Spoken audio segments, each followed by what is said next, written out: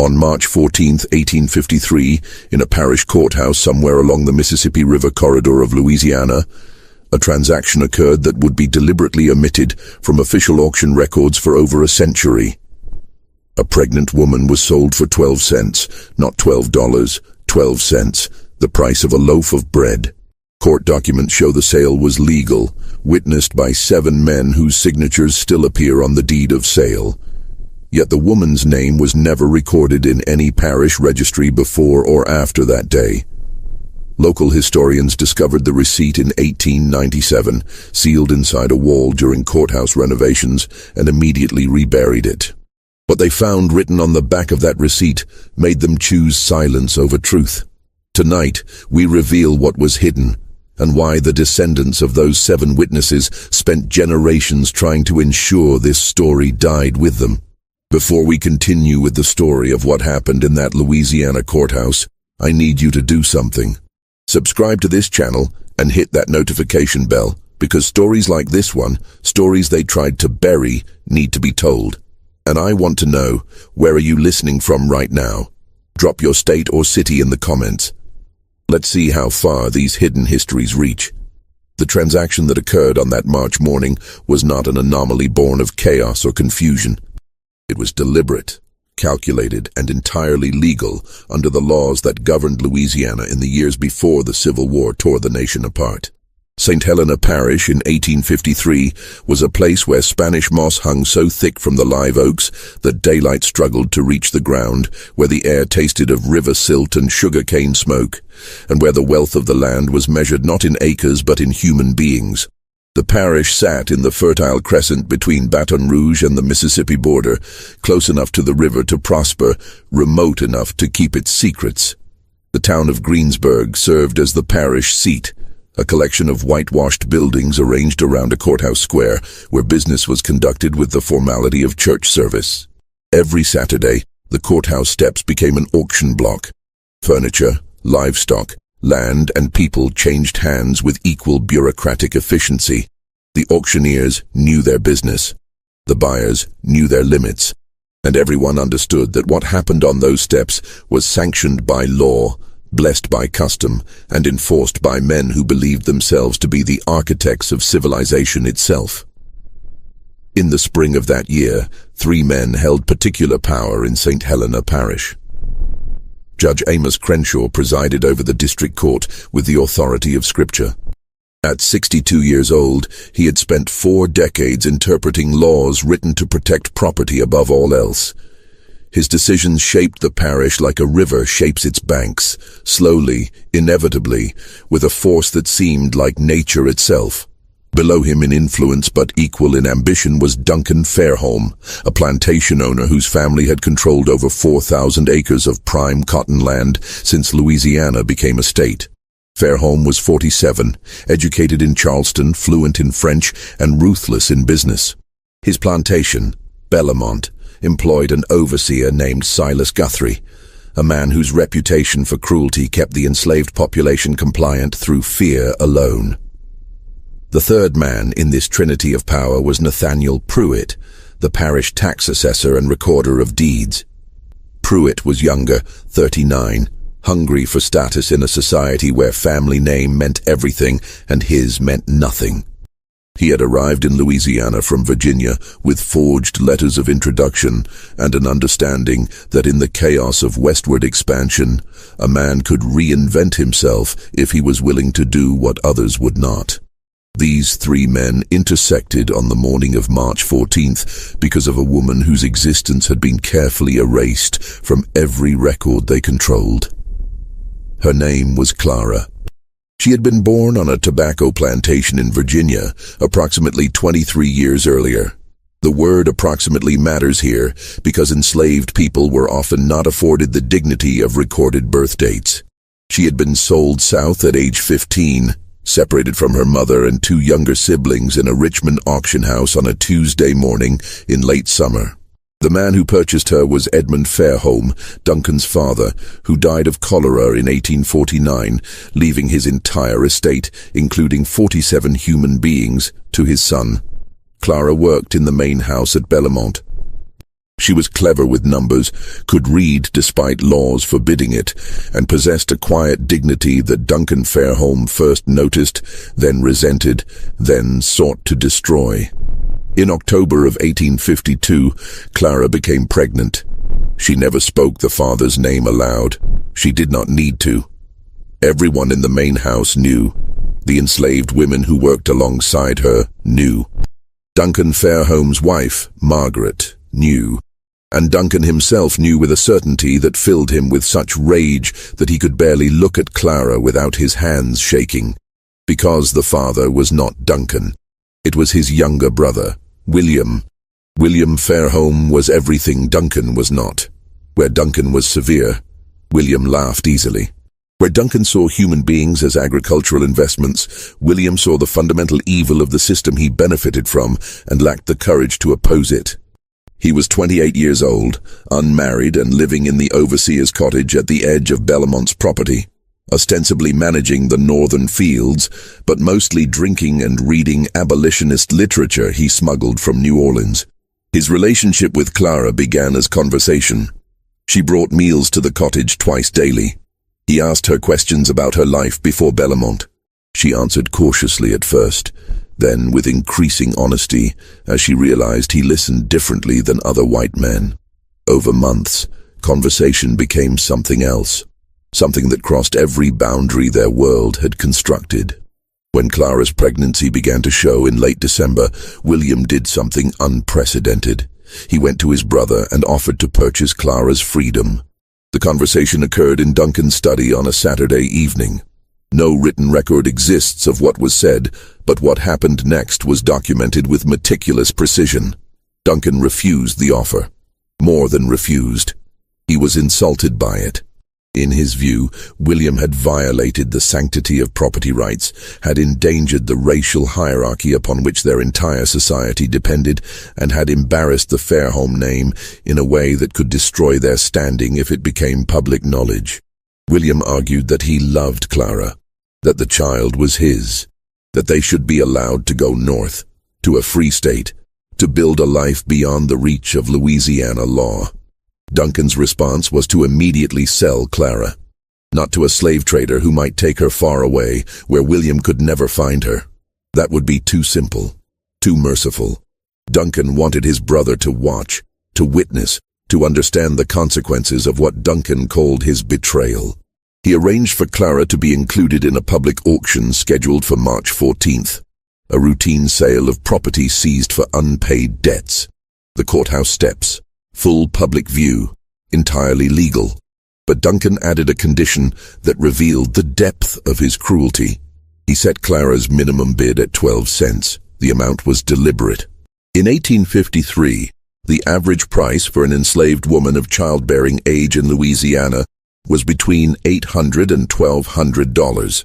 By setting the price at 12 cents, Duncan achieved several objectives simultaneously. He demonstrated that Clara had no value to him. He humiliated William by showing that the woman he claimed to love was worth less than a newspaper. And most cunningly, he ensured that no legitimate buyer would bid. Because in the economy of slavery, price signaled quality. A woman offered for 12 cents must be damaged, diseased, unsuitable for work. No plantation owner would risk even minimal investment on such obvious refuse. Duncan knew exactly one person would bid. His plan was not to sell Clara to a stranger. It was to sell her to someone who would ensure her suffering continued under circumstances William could not prevent. He was selling her to Silas Guthrie, his overseer. The night before the auction, William Fairholme disappeared. He left no note, took no horse, simply walked away from Belmont sometime after midnight and was never seen in St. Helena Parish again. Some said he went north to join abolition movements in Boston. Others claimed he drowned himself in the Mississippi, unable to live with his powerlessness. A few whispered that Duncan had him killed and buried in the cane fields where dozens of enslaved people were already interred in unmarked graves. The truth was simultaneously simpler and more disturbing. William had gone to Judge Crenshaw's home in the hours before dawn and offered him everything he owned, approximately $3,000 in inheritance and land rights, for a single favor. He wanted the judge to invalidate the sale, to declare it unlawful on some technicality, to give William time to find another solution. Judge Crenshaw listened to William's plea with the expression of a man watching a child explain why the sky should be green instead of blue. When William finished, the judge asked a single question. "Did your brother sign the proper deed of sale?" William admitted he had. "Then the transaction is legal," Crenshaw said. "Your grief does not supersede property law. Good evening, Mr. Fairholme." William left that house understanding that every institution, every law, every powerful man in the parish would side with Duncan. Not because they were cruel, though many were, but because allowing William's sentiment to override Duncan's property rights would threaten the entire foundation of their economy. If love could supersede ownership, the system would collapse. Clara spent her last night at Bellamont, in the quarters, surrounded by women who braided her hair and sang songs that were older than Louisiana, older than America, songs carried from Africa in the bellies of ships. They knew they would likely never see her again. They knew what men like Silas Guthrie did to women they owned. One of the women, an elderly cook named Bethy, who had survived 50 years of bondage, pressed a small cloth bundle into Clara's hands. Inside was a knife, barely longer than Clara's palm, wrapped in oilcloth. "You hide this," Bethy whispered. "You hide it good. And when the time comes, you do what needs doing." Clara nodded. She understood. The knife was not for self-defense. It was for mercy. For her child, if things became unbearable. For herself, if there was no other escape. She sewed it into the hem of her dress that night, her fingers steady despite the fear that tasted like copper in her mouth. The auction began at 10 in the morning under skies so grey they seemed to mirror the moral character of everything occurring beneath them. Approximately 40 people gathered in the courthouse square. Most were there for livestock and furniture. A few came specifically for the human merchandise. Nathaniel Pruitt stood on the courthouse steps with the deed of sale in his hands, reading from it in a voice designed to carry across the square. He described Clara with the same inflection he used for describing a lame horse. Female. Age approximately 23 years. House-trained, literate, though such skill is of questionable value. Currently with child. Minimum bid, 12 cents. A murmur rippled through the crowd. 12 cents. Something was wrong with this one. Several men who had been prepared to bid immediately lost interest. Why risk investment on obviously defective property? Silas Guthrie stood near the front, his hat pulled low, his expression unreadable. He was waiting for the crowd to disperse, waiting for the moment when no one else would bid, when he could purchase Clara for the pittance Duncan had arranged, when she would become his property to do with as he pleased. But something unexpected happened. A man near the back of the crowd raised his hand. 12 cents, he called out. Every head turned. The man was a stranger, tall, thin, wearing a traveler's coat dusty from the road. His face was weathered in the way that suggested years of outdoor labor, but his bearing was wrong for a field hand. He stood too straight, looked people in the eye too directly. Nathaniel Pruitt hesitated. "You are bidding 12 cents for this property?" "I am." "Your name, sir?" "Isaiah Mercer." Pruitt glanced toward Silas Guthrie, who was staring at the stranger with an expression of genuine confusion. This was not part of the plan. Duncan had arranged for Guthrie to be the only bidder. Who was this man? "Do you have 12 cents, Mr. Mercer?" Isaiah Mercer approached the steps, reached into his pocket, and placed 12 copper pennies on the podium where Pruitt stood. "I do." From his position near the courthouse door, Judge Crenshaw watched this exchange with increasing interest. He had been present at the auction, specifically to ensure Duncan's plan proceeded smoothly. But now, an unknown variable had entered the equation. Pruitt looked desperately towards Silas Guthrie. The overseer's face had gone red. He understood what was happening. If he bid 13 cents, he would reveal his interest. He would make public what was supposed to be a quiet transaction. Duncan had specifically instructed him to wait until no one else bid, to make it seem like he was doing Bellamont a favor by taking worthless property off their hands. But if he did not bid, Clara would go to this stranger. The seconds stretched. The crowd waited. Finally, Silas Guthrie spoke. 13 cents. Isaiah Mercer did not hesitate. 25 cents. 50 cents, Guthrie snapped. $1. The crowd was riveted now. This was not how these auctions typically proceeded. Something peculiar was happening. Two men bidding against each other for a woman being sold at refuse prices. What did they know that everyone else did not? Silas Guthrie bid $2. Isaiah Mercer bid $5. At $10, Guthrie stopped. Not because he lacked funds, but because Duncan had given him specific instructions. Do not overpay. Do not draw attention. The whole point was to acquire Clara quietly, to make it seem insignificant. But it was no longer insignificant. $10 once, Nathaniel Pruitt called out, his voice uncertain. $10 twice. He waited, looking toward Judge Crenshaw for guidance. The judge gave a small nod. Sold to Mr. Isaiah Mercer for $10. Clara, who had been standing to the side of the courthouse steps throughout this entire exchange, her hands bound in front of her, her pregnancy visible beneath the thin dress she wore, looked at the man who had just purchased her. Isaiah Mercer met her gaze. And though his expression did not change, Clara saw something in his eyes that made her breath catch. Recognition. The deed of sale was signed within minutes.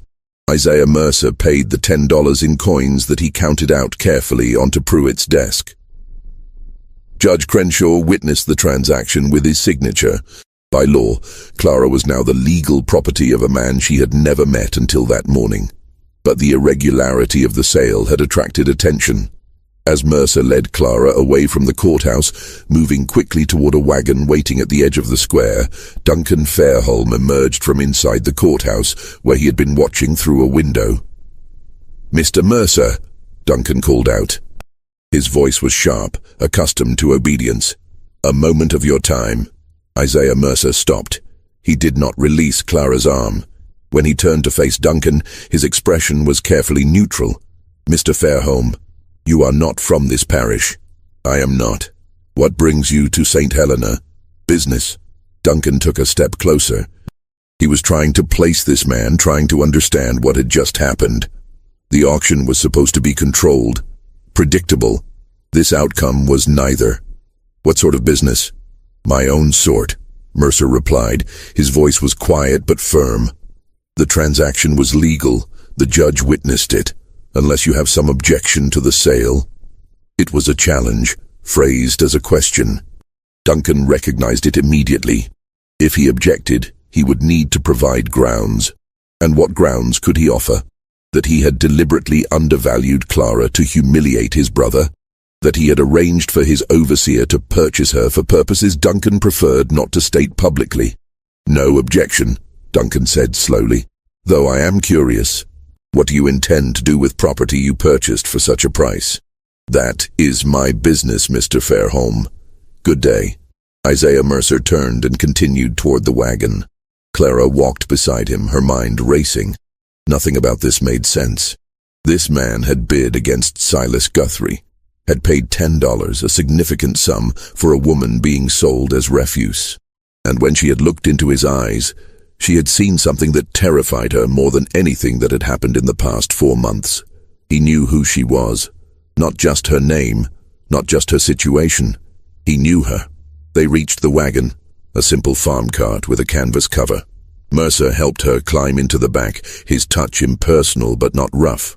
Then he climbed onto the driver's bench, took up the reins, and urged the horse forward. They rode in silence through Greensburg, past the storefronts and houses, past the church with its white steeple, past the boundary where cultivated land gave way to pine forest.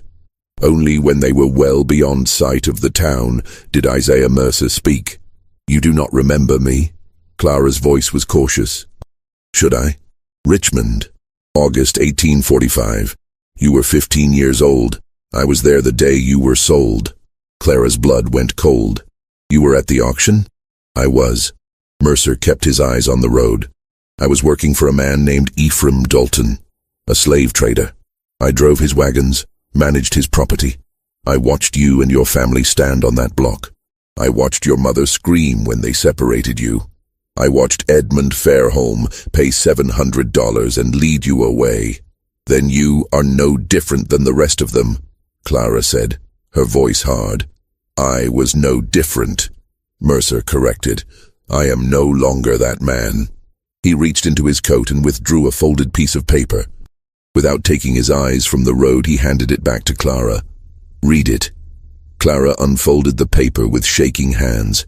It was a deed of manumission, a document that, when properly executed and filed, would grant freedom to an enslaved person. The name on the document was hers, Clara. No last name because she had never been granted one. But her description matched. Her age, the scar on her left forearm from a childhood burn. At the bottom of the document, unsigned, was a space for the owner's signature, Isaiah Mercer's signature. I do not understand, Clara whispered. 8 years ago I watched your family destroyed on an auction block, Mercer said. His voice was steady, but there was something beneath it, something that might have been shame or grief, or both. I told myself I was just doing a job, that I was not responsible for the system, that I was just a small part of a large machine.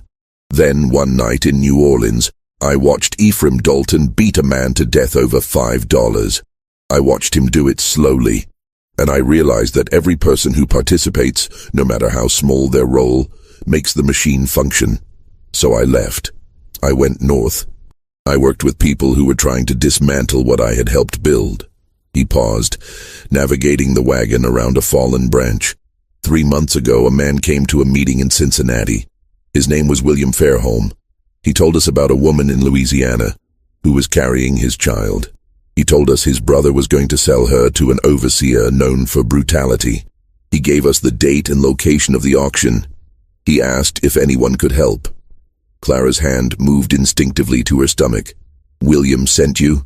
He paid me, Mercer said. Not to purchase you. He paid me to bring you north, to a safe house in Illinois, to a place where you and your child can be free. Clara stared at the deed in her hands. Freedom. The word felt foreign. Impossible.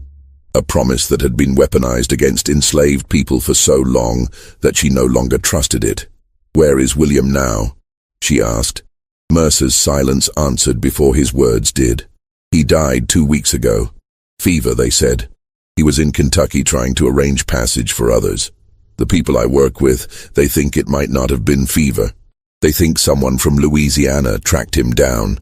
Clara closed her eyes. William. Reckless, idealistic William, who had read her poetry and promised her things that could never be. William, who had at least tried, which was more than most men in his position would ever do. Duncan had him killed, she said. It was not a question. We cannot prove it, but yes, I believe that.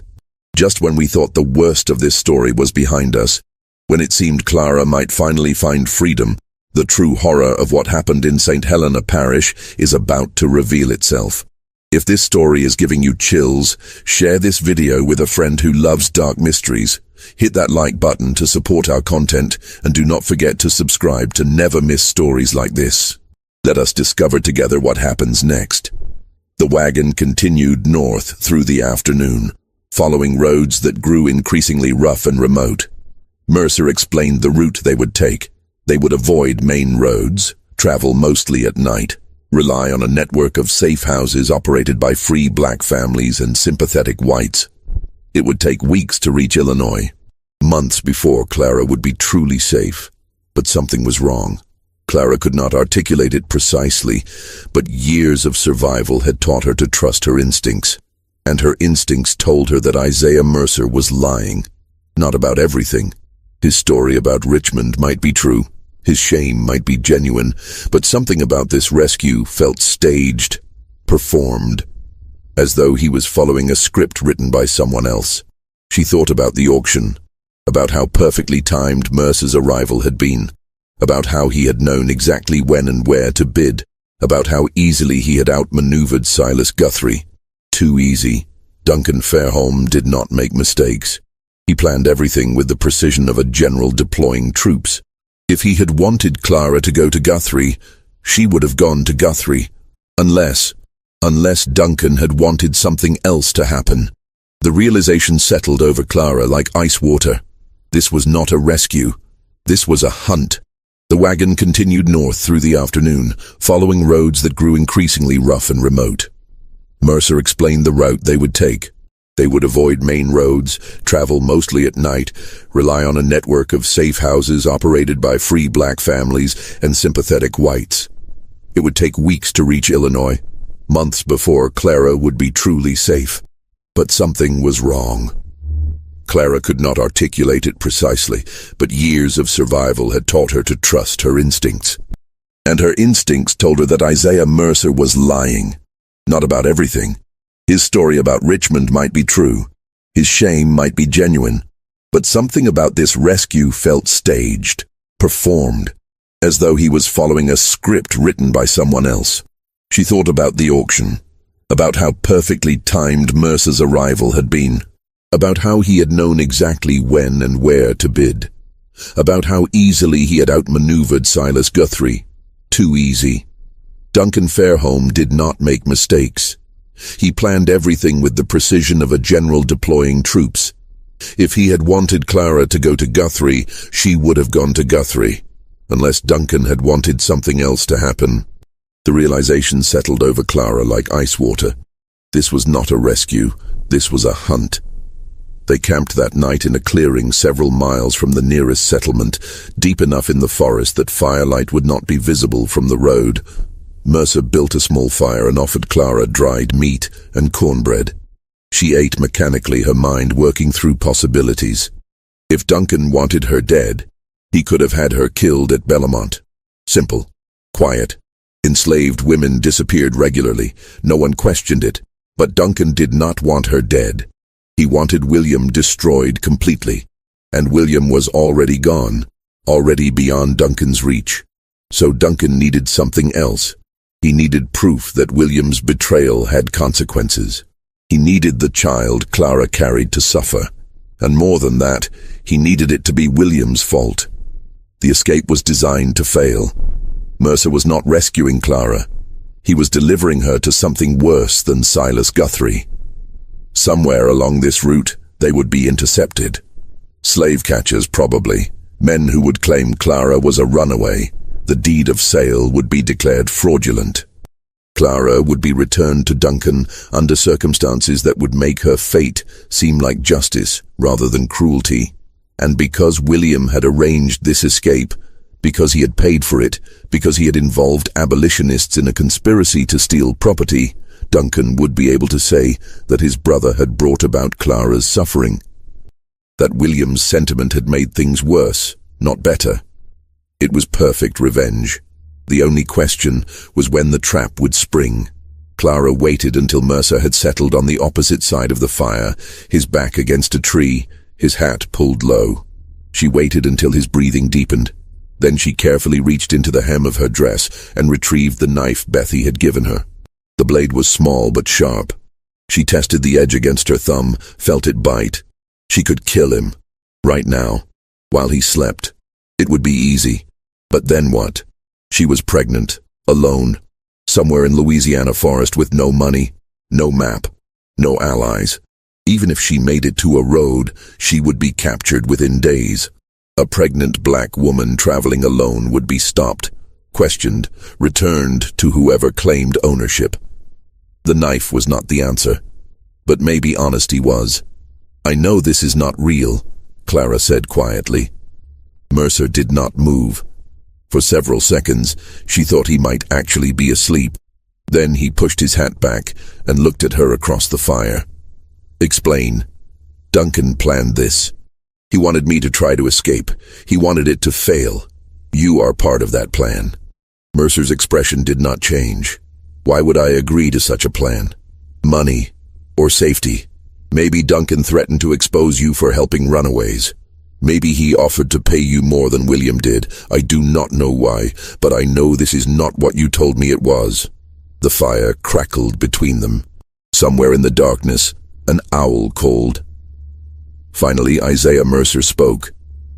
"You are smarter than William gave you credit for." Clara's grip tightened on the knife. "So I am right." "Partially." Mercer sat forward, his elbows on his knees. "Yes, Duncan knows about this escape. Yes, he planned for it to fail, but you are wrong about why I am helping him." "Then why?" "Because if I did not, someone else would. And that someone else would deliver you directly to slave catchers who would hurt you in ways I will not describe. Duncan gave me a choice. Lead you north and let his men intercept us in a way that leaves you physically unharmed, or refuse and watch him give the job to men who would make you wish you had never been born." Clara laughed bitterly. "So you chose the merciful betrayal. I chose to give you a chance." "What chance? You just said we will be intercepted." "We will be. Tomorrow afternoon, approximately 20 miles north of here, 4 men will be waiting on the road. They will have papers declaring you a fugitive. They will have authorization from Judge Crenshaw to return you to Belmont. And legally, they will be completely within their rights. Then I have no chance." "You have exactly one chance," Mercer said. He reached into his saddlebag and withdrew a leather pouch. He tossed it across the fire to Clara. "There is $150 in that pouch. There is also a letter of introduction to a family in Natchez. Free people of color who can help you disappear. Not north. North is where Duncan expects you to run. But south to New Orleans, then by ship to Mexico. It is a longer route, more dangerous, but it is possible." Clara opened the pouch. The money was real. The letter was real. "Why would you do this?" "Because I meant what I said earlier. I'm not the man I was in Richmond.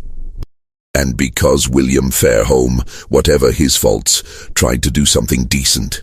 I will not let Duncan Fairholme turn that decency into a weapon. But you are still going to betray me. You are still going to let Duncan's men intercept us." "They are going to intercept someone," Mercer corrected. "It does not have to be you." He stood and walked to the back of the wagon. When he returned, he was carrying a bundle of clothing. Women's clothing. A dress similar to Clara's, but larger. A shawl. A bonnet. "There is a settlement 8 miles south of here. Small place, mostly free black families and poor whites. There is a woman there named Ruth Chambers. She is approximately your height, your complexion, and she is dying. Consumption. She has perhaps weeks left. I spoke with her yesterday. I paid her family $50 to help us." Clara stared at him. "I do not understand. Tomorrow morning you take this money and these clothes. You walk south to the settlement. You tell the Chambers family that Isaiah sent you.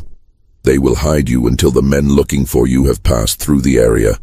Then they will help you get to Natchez. From there, you follow the letter's instructions. And you, Ruth Chambers, will take your place in this wagon. She is too ill to walk more than a few steps, but she can sit upright. In a bonnet and shawl from a distance, she will look enough like you. When Duncan's men intercept us tomorrow, they will take her. By the time they realize their mistake, you will be gone." Clara's mind reeled. "Ruth will die. Ruth is already dying, and her family needs money to bury her properly, to care for her children. This way, her death serves a purpose." "This is insane." "This is your only chance," Mercer said flatly. "Duncan has men watching every route north. He has money and power and the law on his side. You cannot fight him directly. You can only disappear so completely that he cannot find you."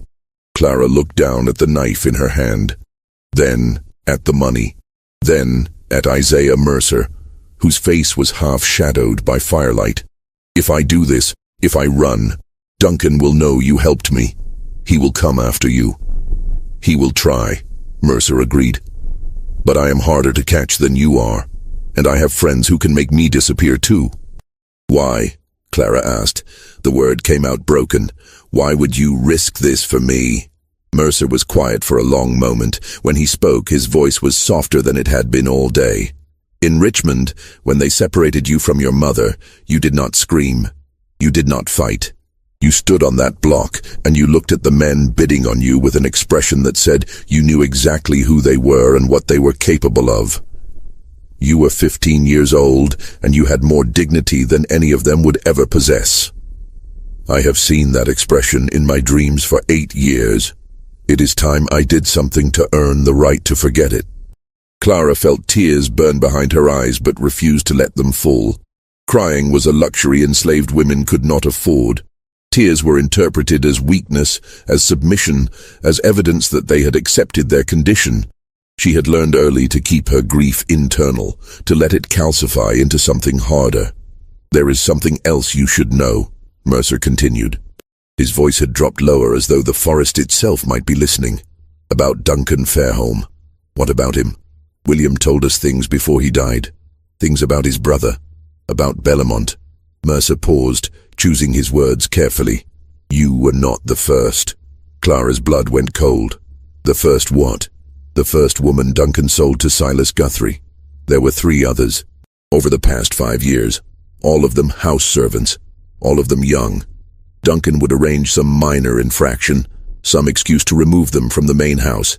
Then he would sell them to Guthrie at auction, always for suspiciously low prices, always legally documented, always witnessed by Judge Crenshaw. What happened to them? 2 died within a year. One from injuries Guthrie claimed were accidental, the other from what was called fever, though the enslaved people at Bellamont said she had been beaten so badly she never recovered. The 3rd woman, her name was Sarah. She disappeared entirely. Guthrie claimed she ran away. No one ever saw her again. Clara thought of Bethy, the elderly cook who had given her the knife. Bethy would have known these women, would have watched them disappear one by one, would have understood exactly what fate awaited Clara if she ended up in Guthrie's possession. Why would Duncan do this? Clara asked, though she suspected she already knew the answer. Because he could, Mercer said simply. Mercer. Because the law gave him absolute power over the people he owned, and absolute power reveals what men truly are. Duncan Fairholme is a man who enjoys the suffering of others, particularly women who show intelligence or dignity or any quality that threatens his sense of superiority. And Judge Crenshaw allowed this. Judge Crenshaw facilitated it. Every sale was legal. Every transfer of property properly documented. The judge never asked why these women were being sold so cheaply, never questioned the pattern. He simply signed the papers and collected his fees. Clara looked down at the knife in her hand. 3 women before her, all of them destroyed by the same mechanism, all of them erased from history as thoroughly as if they had never existed. William knew about this. He discovered it about a year ago, found records in Duncan's study. That was when he started reading abolitionist literature, when he started believing the system itself was the problem, not just individual cruelty within it. He tried to convince Duncan to free the enslaved people at Bellamont, offered to forfeit his own inheritance if Duncan would release them. Duncan laughed at him. Mercer fed another branch to the fire. When you became pregnant, William saw it as his chance to do something right, to save at least one person from the machine. He contacted abolitionists in Cincinnati, paid them everything he had, made arrangements for your escape, but Duncan found out. How? We think someone in Cincinnati betrayed us. Someone who sold information to slave catchers, who then sold it to Duncan. By the time William realized the escape plan was compromised, it was too late. Duncan had already restructured the whole auction to ensure you would end up exactly where he wanted you. Then why did William go to Kentucky if he knew the plan had failed? Mercer's jaw tightened. Because he was trying to find another way. He thought if he could reach the Underground Railroad network, if he could get messages to conductors who operated in Louisiana, he could arrange a secondary rescue, something Duncan would not anticipate. But Duncan found him first. Duncan's reach is longer than any of us understood. He has connections to slave catchers across 5 states, men who make their living hunting human beings. When William started asking questions in Kentucky, someone reported it. 3 days later, William was dead. Clara absorbed this information slowly. William, foolish and idealistic William, had actually tried. More than that, he had kept trying even after his first plan failed. That had to count for something, even if it ultimately accomplished nothing. The fever, they said, killed him.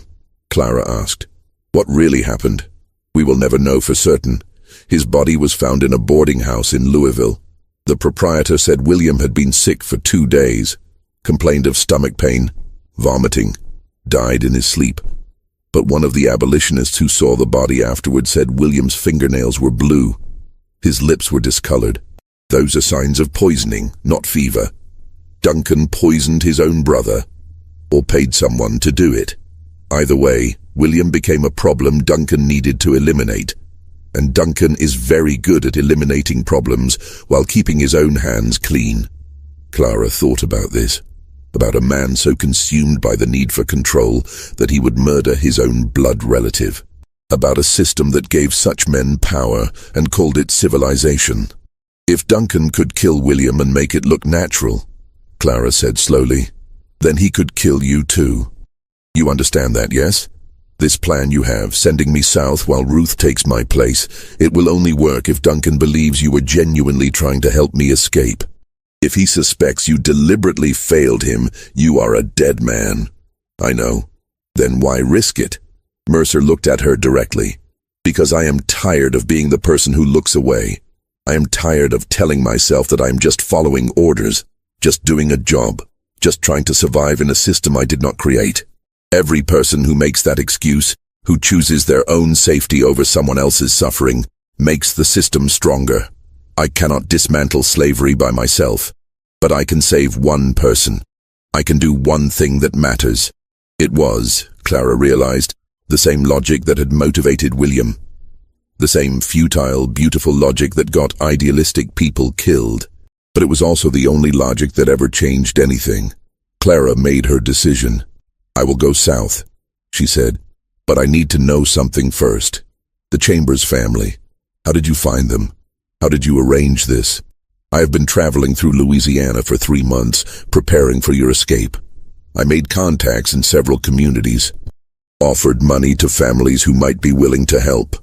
The Chambers family was one of 3 who agreed. 3 families. You planned multiple escape routes. I planned for contingencies. Duncan is not the only one who can think several moves ahead." Clara felt something shift inside her.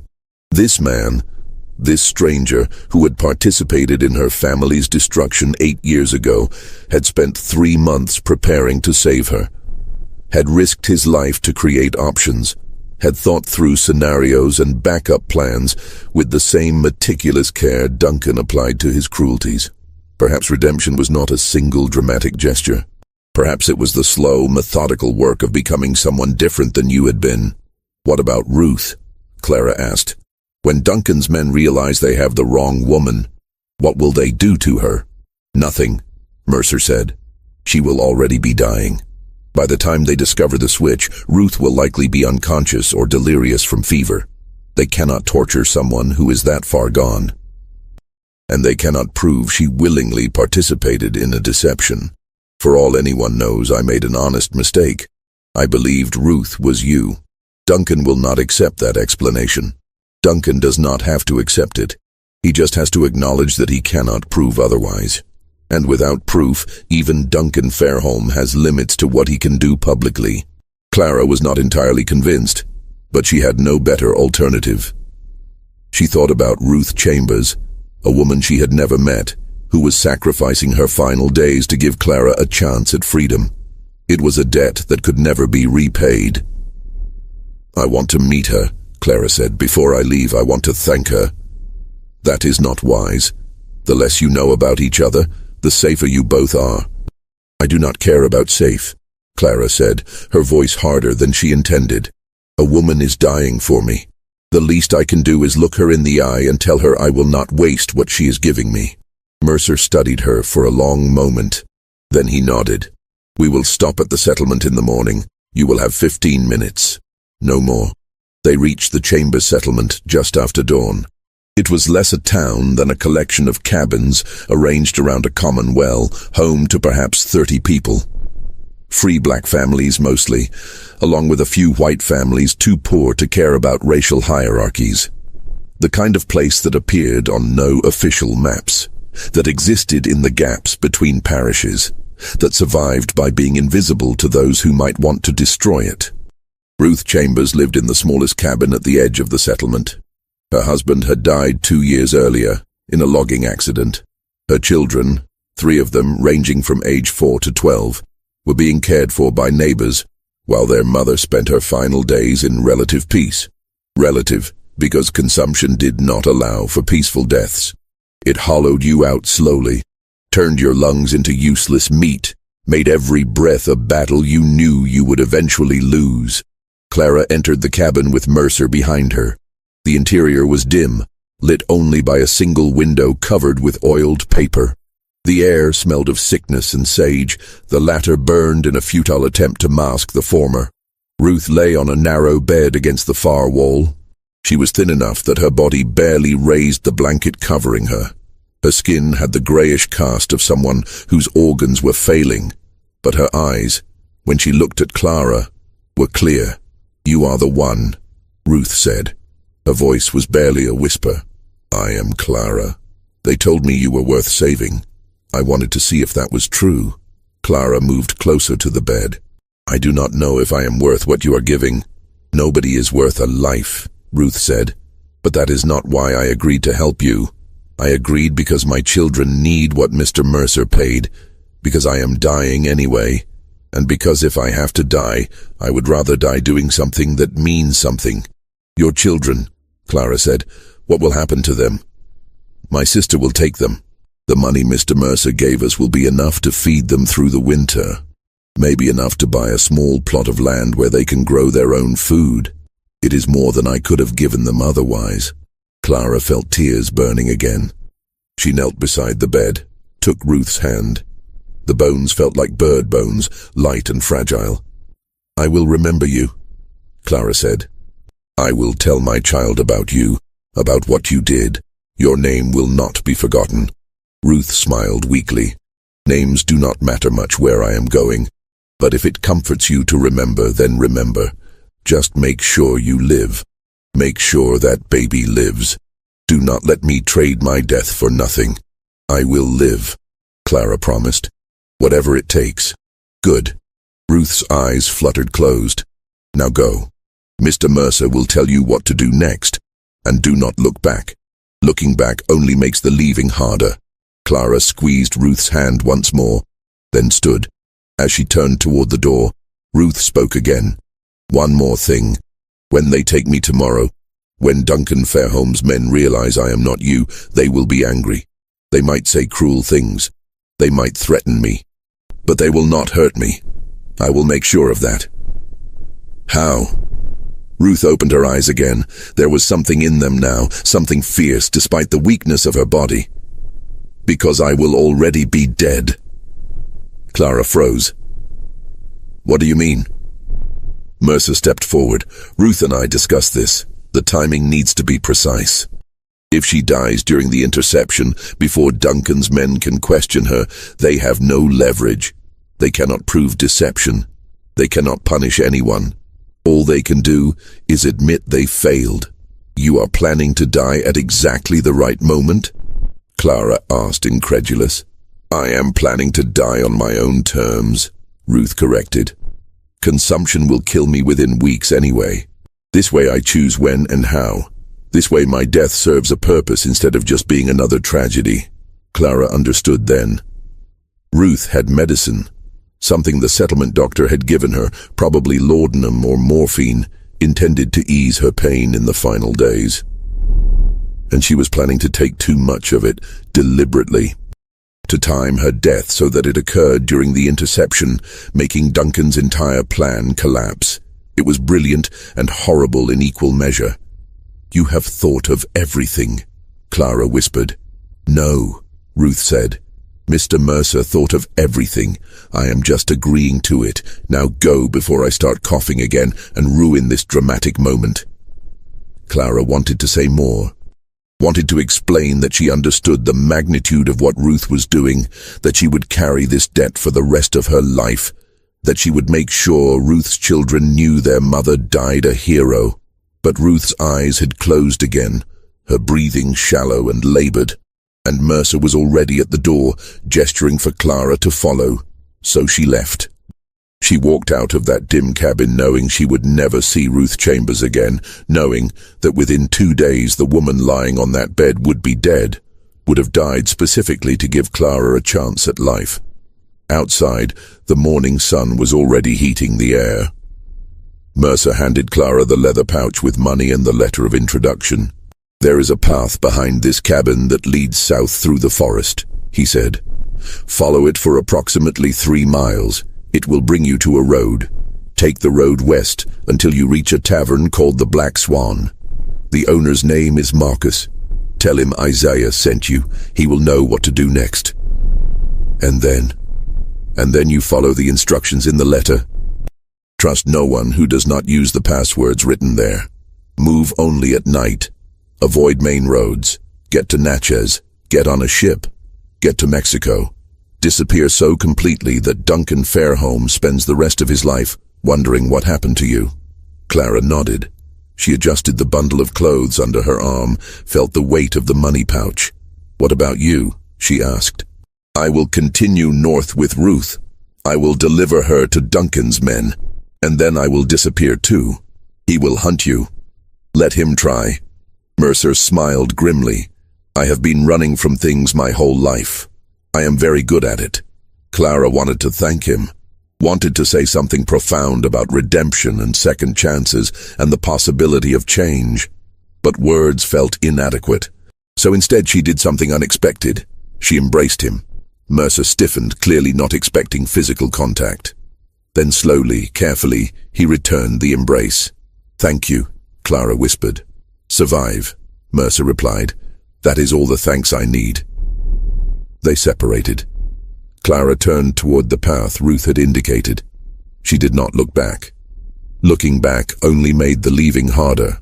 Behind her, Isaiah Mercer watched until she disappeared into the trees. Then he returned to the cabin where Ruth Chambers lay dying, where a plan had been set in motion that would either save Clara's life or destroy everyone involved. The next 24 hours would determine which. Clara left before dawn, carrying the leather pouch and wearing the bundle of clothes over her arm. Mercer watched her go, a silhouette against the grey, pre-dawn light, then turned to hitch the wagon. By the time the sun rose, Ruth Chambers was sitting in the back of the wagon, wrapped in Clara's shawl, her face hidden by the bonnet. She was so thin that the pregnancy pillow Mercer had fashioned from rags and secured around her waist looked almost believable. They traveled north through the morning. Ruth did not speak. The consumption had taken most of her voice weeks ago. She simply sat, swaying with the motion of the wagon, her breathing labored. At approximately 2 in the afternoon, 4 men on horseback appeared on the road ahead. They matched Mercer's description exactly. Hard men, armed with rifles, and the confidence of people who knew the law would never question their actions. The leader, a man named Porter, approached the wagon with papers in his hand. "Isaiah Mercer?" "Yes." "We have a warrant for the return of fugitive property. A Negro woman named Clara absconded from Bellamont Plantation. We have reason to believe she is in your possession." "I purchased that woman legally," Mercer said. "I have the deed of sale. The deed was obtained under false pretenses. Judge Crenshaw has voided the transaction. The woman is to be returned to her rightful owner." Porter moved to the back of the wagon. He pulled aside the canvas covering. Ruth Chambers looked up at him with eyes that were fever-bright and already halfway to another world. "This her?" Porter asked. One of his companions rode closer, studying Ruth's face. "Hard to tell with the bonnet. Make her stand up." "She is ill," Mercer said. "I did not ask. Make her stand." Mercer climbed into the back of the wagon. Gently, he helped Ruth to her feet. She swayed, nearly fell. The pregnancy pillow shifted slightly beneath the shawl. Porter's eyes narrowed. She looks wrong. Consumption, Mercer said. She caught it on the journey. I was bringing her back south because she is too ill to travel north. Convenient. Porter grabbed Ruth's arm, pulled her toward him. The bonnet fell back. Ruth's face was gaunt, her skin grayish. She bore perhaps a passing resemblance to Clara, if you squinted and did not look too closely. But up close, the differences were obvious. This is not her, Porter said slowly. I assure you this is the woman I purchased from the auction in Greensburg. You are lying. Porter released Ruth so roughly that she collapsed back onto the wagon bed. He turned to his men. Search everything. She is here somewhere. They tore apart the wagon, ripped through supplies, checked beneath the driver's bench, examined every inch of canvas. They found nothing, because there was nothing to find. Porter stood in the road, the papers in his hand now meaningless. He had been paid to intercept a specific woman. He had been promised it would be simple, and now he was returning to Duncan Fairholme empty-handed. Where is she? He demanded. I do not know what you are talking about, Mercer said calmly. This is the woman I purchased. If she is not the woman you are looking for, that is not my concern. Porter took a step forward. Duncan Fairholme will hear about this. I hope he does. Perhaps he will explain why he is harassing law-abiding citizens over property disputes. It was a stalemate. Porter knew he had been outsmarted, but could not prove it. If he killed Mercer, he would have to explain to Judge Crenshaw why he had murdered a man who appeared to be innocent. If he took Ruth, he would have to explain why he had seized a dying woman who clearly was not the fugitive they sought. One of Porter's men, a former slave catcher named James Ridley, had been studying Ruth carefully. He had participated in dozens of captures over his 15-year career. He knew how to assess human property, and everything about this situation felt wrong. We need to question her, Ridley said, gesturing to Ruth. Porter crouched beside Ruth, who was still lying in the wagon bed where she had fallen. Her eyes were open but unfocused. Her breathing had become shallow and irregular. Where is Clara? Porter demanded. What did you do with her? Ruth's eyes focused on Porter with visible effort, and then, impossibly, she smiled. Gone, she whispered. Beyond your reach. Beyond Duncan Fairholme's reach. She is free. Where? I will never tell you. Ruth's smile widened, blood now visible on her teeth. You can beat me. You can torture me. But I will be dead long before you get any answers. I made sure of that. Porter understood then. This woman had poisoned herself, had deliberately taken something that would kill her during this exact confrontation, had turned her own death into a weapon against Duncan's plan. You stupid woman, Porter said, though his voice had lost its certainty. You think this helps anyone? Duncan will find her eventually. He always does. Maybe, Ruth agreed. Blood was now flowing freely from her mouth, mixing with the foam that had begun to gather at the corners of her lips. Or maybe she will disappear into a world where men like you and Duncan Fairholme have no power. Maybe she will live to be old. Maybe her child will grow up free. Maybe your entire system will collapse and be remembered only as a nightmare our descendants will struggle to believe was real. Her breathing stuttered, stopped, started again with a wet, rattling sound. I die knowing I helped destroy something Duncan spent months building. What will you die knowing, Mr. Porter? That you hunted human beings for money? That you served a system designed to crush souls? That you chose cruelty when you could have chosen mercy? Ruth Chambers took one more breath.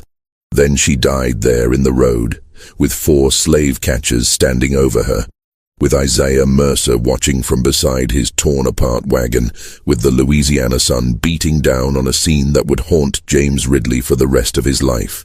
Porter stood over Ruth's body for a full minute without speaking. Then he turned to his men. We bury her here. We tell Duncan we intercepted the wagon, but the woman died before we could question her. We tell him Mercer claims it was the woman from the auction, but we could not verify before she died. We tell him the trail is cold. Duncan will know we failed, one of the men said. Duncan will know exactly what happened, Porter corrected. He will know he was outmaneuvered, but he will not be able to prove it, and without proof, there is nothing he can do. They buried Ruth Chambers in a shallow grave beside the road. No marker, no ceremony. Just another black body returning to Louisiana soil, one of thousands who would never be mourned publicly or remembered officially. Isaiah Mercer watched the burial without expression. When it was finished, when the men had mounted their horses and ridden away, he stood alone beside the disturbed earth. He did not pray. He was not religious, but he spoke Ruth's name aloud 3 times, as though repetition could somehow honor what she had done. Then he continued north. As planned, he would maintain the fiction that he had been attempting to deliver Clara to free territory. He would express confusion about why she had died. He would file a report with Judge Crenshaw claiming the property had been damaged in transit, requesting compensation for his loss. The report was denied. Judge Crenshaw ruled that Mercer had purchased the property in as-is condition and bore all risk. The 12-cent minimum bid was interpreted as evidence that the seller knew the property was defective. No compensation would be issued. It was, in its own perverse way, the perfect legal conclusion. Everyone had followed proper procedure. All documents had been properly filed. The law had functioned exactly as designed. And yet Duncan Fairholme's revenge had been thwarted by a dying woman and a former slave trader seeking redemption. Years later, in 1868, James Ridley experienced a religious conversion and confessed his past sins to a Methodist minister named Reverend Thomas Hargrove. Among those confessions was a detailed account of what happened during the interception on that March afternoon in 1853. Ridley described Ruth's final words, described the blood on her lips and the fierce intelligence in her dying eyes. Described how she had smiled as life left her body, secure in the knowledge that she had broken Duncan Fairholme's carefully constructed mechanism of cruelty. "I have captured over 200 fugitives in my life," Ridley told the minister. "I have seen men and women beg for mercy. I have seen them fight and scream and pray. But I have never seen anyone choose death as deliberately as Ruth Chambers did. She turned her last breath into an act of defiance. She died free, even though the law said she was not, and that haunts me more than all the others combined." Reverend Hargrove wrote down Ridley's confession, recognizing its historical importance, but he never published it during his lifetime. The confession sat in his personal papers until his death in 1902, at which point his daughter Sarah discovered it while sorting through his effects. She was horrified, not merely by the content, though that was disturbing enough, but by the implications. Her father had known about this incident for 34 years and had never reported it, had never shared it with historians or journalists, had simply preserved it privately, as though documenting evil was sufficient without actually confronting it. Sarah Fletcher did something her father had not. She published the confession in 1903 in a small abolitionist journal that few people read, but she published it. She made it part of the public record. That publication is how we know the details of Ruth Chambers' final moments, how we know she chose her death deliberately, how we know she smiled as she died, secure in the knowledge that she had broken Duncan Fairholme's plan. Duncan Fairholme spent the next 6 months searching for Clara. He hired professional slave catchers. He placed advertisements in newspapers across 3 states. He offered rewards that increased from $500 to $2,000. He never found her. Judge Crenshaw died in 1861, just before Louisiana seceded from the Union. He took whatever knowledge he had of the true circumstances to his grave. Duncan Fairholme survived the Civil War, but lost everything in its aftermath. Belmont was burned by Union troops in 1863. Duncan himself died in 1872 in a boarding house in Mobile, Alabama, bankrupt and alone. His wife Margaret had left him years earlier. His brother's name was never mentioned in his presence again. Silas Guthrie, the overseer, was found dead in 1854 in a ditch outside Greensburg. The official cause was listed as accidental drowning, though he was found face down in less than 6 inches of water. No charges were ever filed. Nathaniel Pruitt continued as parish recorder until 1863, when he fled Louisiana ahead of Union forces. He was never heard from again. The receipt discovered during the 1897 courthouse renovations contained more than just the record of Clara's sale. On the back, written in William Fairholme's hand, was a message: "To whoever finds this, my name is William Fairholme. I tried to save a woman I loved from my brother's cruelty. I failed her, as I have failed in most things of importance. If you are reading this, know that the greatest evil is not the evil done by wicked men, but the evil permitted by good men who lack the courage to act. I lacked that courage when it mattered. I pray you will not." The historians who found this message understood its implications immediately. They buried it again, sealed it back into the wall where it would remain hidden for another 100 years. The receipt was rediscovered in 1998 during another renovation. This time, it was preserved. It now sits in the Louisiana State Archives. But Clara's fate remains unknown. Some historians believe she made it to Mexico, possibly settling in Veracruz, where a community of escaped enslaved people had established themselves. Others think she went to Haiti. A few believe she died somewhere along the journey. One theory, proposed by a genealogist in 2006, suggests that a woman matching Clara's description appeared in census records in Illinois in 1870, living under the name Clara Freeman, with a mixed-race daughter born in 1853. The daughter's name was listed as Ruth. If the theory is correct, if Clara did survive and build a life in freedom, then Isaiah Mercer succeeded. The rescue designed to fail failed to fail. The trap Duncan so carefully constructed caught nothing. But we cannot know for certain. The historical record is incomplete.